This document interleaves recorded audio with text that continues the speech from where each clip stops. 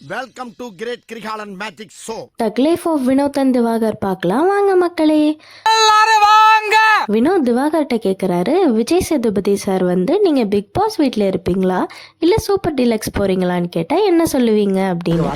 திவாகர் எங்கே இருந்தாலும் ஓகே சார்னு சொல்லுவேன்னு சொல்ல போக அதுக்கு வினோத் அப்போ வீட்லேயே போயிருந்துருன்னு ஃபன் பண்ணிட்டாரு.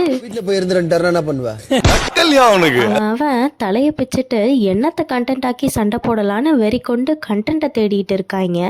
வினோத் சாப்பாடு இல்லை என் ஆப்பிளை யார் எடுத்து சாப்பிட்டீங்கன்னு கேட்க இதுக்கும் திவாகருக்கும் சம்மந்தம் இல்லாத மாதிரி உட்காந்து கேஷுவலாக வினோத்தோட ஃப்ரூட்ஸை சாப்பிட்றாரு. வினோத் அதை பார்த்துட்டு இவர்கிட்டேருந்து எல்லா ஃப்ரூட்ஸையும் காப்பாத்துங்கடா, வரட்டி சாணி உருண்டைன்னு எதையும் விட்டு வைக்க மாட்டாருன்னு சொல்லிட்டாரு.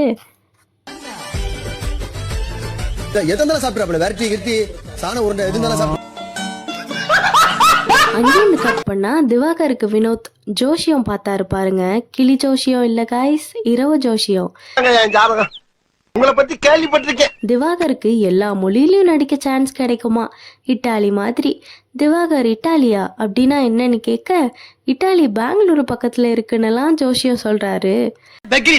இல்ல ஷார்ஜா இல்ல அபிதாபியா அதையும் நம்பிட்டு ஆமா சொல்லுங்க குழந்தை பாக்கியம் இருக்கான்னு பார்த்து சொல்லுங்கன்னு திவாகர் கேக்குறாரு.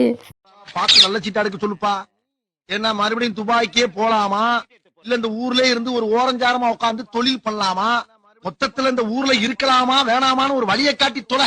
இது என்ன பிரமாதம், இதை விட பெசலைட் ஒண்ணு இருக்கு. இதை விட அல்டிமேட் என்னன்னா திவாகர் கும்பலக்கணம் 3ஆம் பாதம் சதயம் இது தனுஷார் மாதிரி ஆக்டருக்கு தான் இருக்குமான்னு வெளியில ஜோஷியர் சொன்னாருன்னு சொல்ல போக ஒரு கோடி நீ பார்த்த நம்ம வினோத் கும்பலக்கணம் கும்பலக்கணம் கும்பல கும்பாலே தனுஷர் வந்தாரேன்னு பாட்டு பாடுறாரு. இதோட கண்டினியூவேஷனை நெக்ஸ்ட் வீடியோல பார்க்கலாம். நம்ம சேனலை சப்ஸ்கிரைப் பண்ணிக்கோங்க. பணத்தை மறைக்கிறவன் ரத்தம் கிச்சாமா மறுபடியும் அதே சொல்றானே.